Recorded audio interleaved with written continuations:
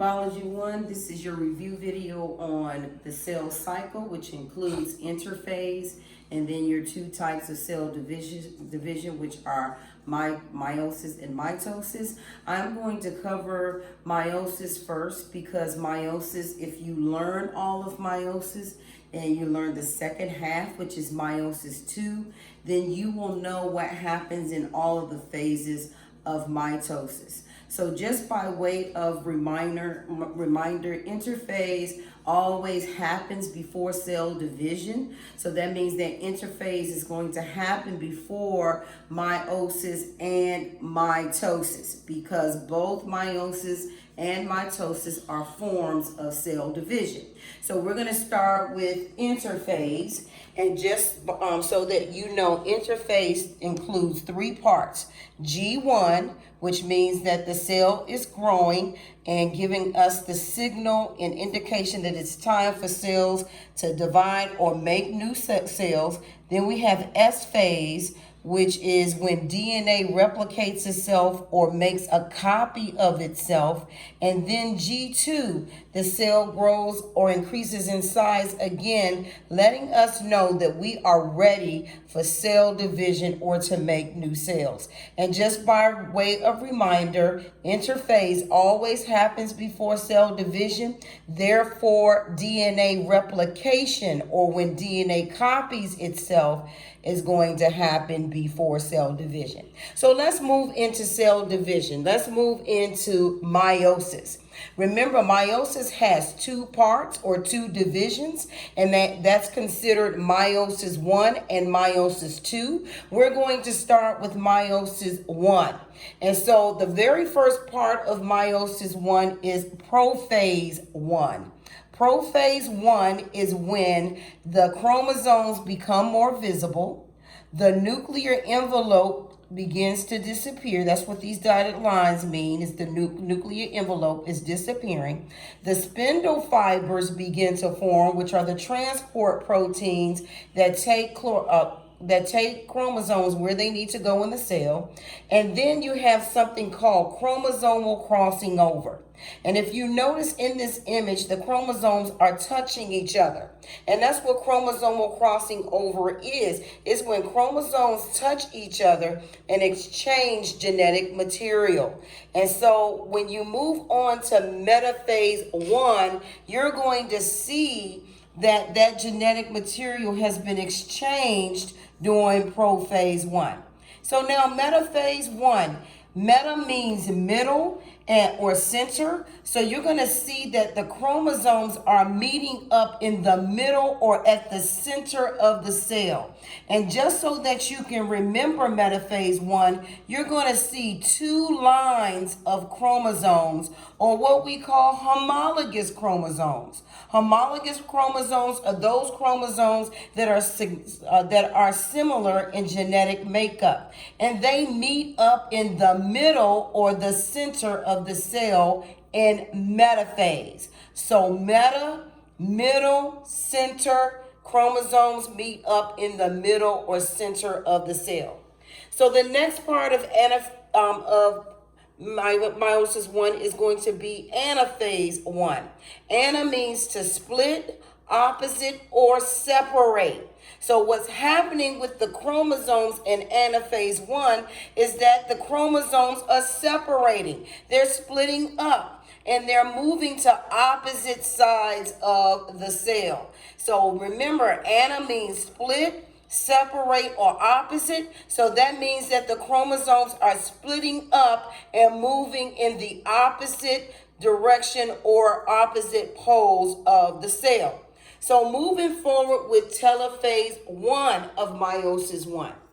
Telo means to tear apart. And so in telophase 1, the cytoplasm is tearing apart. The nuclear envelope comes back or returns, and then you begin to see something called cleavage in telophase 1. That means that the cytoplasm is pinching away to create two separate cells, and you see the beginnings of two new cells forming. And so then after telophase 1, we move to cytokinesis. Cytokinesis is when you're going to see two completely new cells after cell division. And so that's the end of meiosis 1. So directly after cytokinesis, we move into prophase 2. Prophase 2 looks exactly like prophase 1, except there is no chromosomal crossing over. So chromosomal crossing over only happens in prophase 1.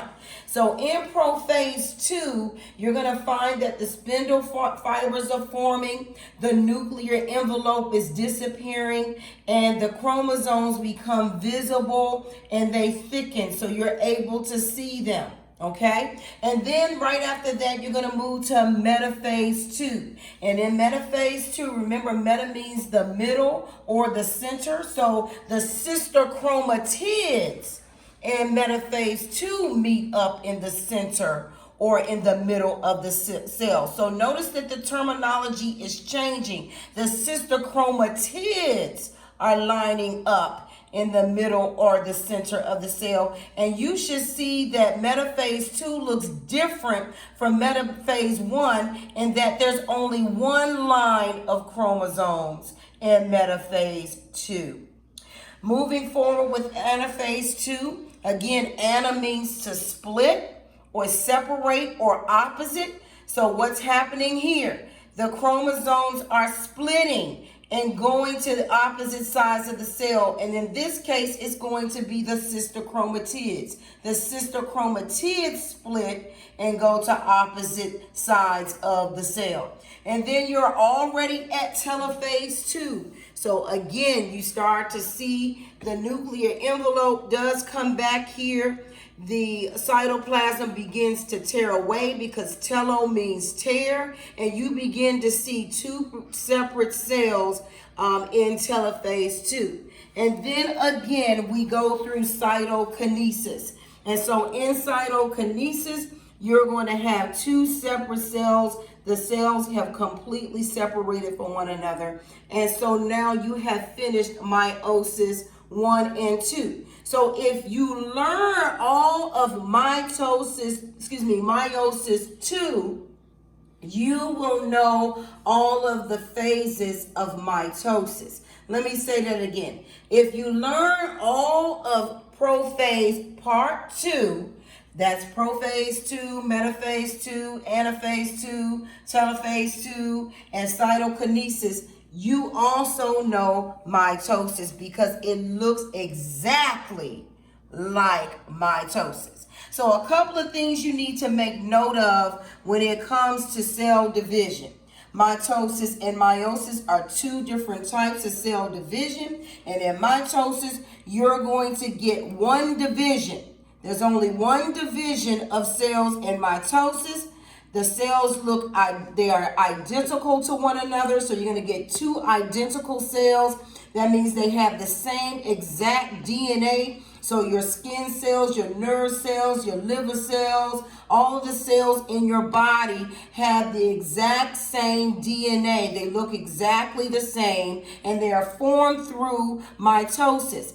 And so body cells, as I just mentioned, are made through mitosis, and another name for them is somatic cells. Somatic cells are going to be your body cells. So as I mentioned, your liver cells, your skin cells, your hair cells, all the cells in your body will be considered somatic cells. If cell division does not go right in mitosis, this is how you develop the disease that we call cancer. So it's when mitosis goes wrong that someone gets the various forms of cancer that we know about. Okay? So now, for meiosis, you're going to have two divisions and four cells that look completely different from one another. Completely different, and meiosis is going to be the source of genetic variation.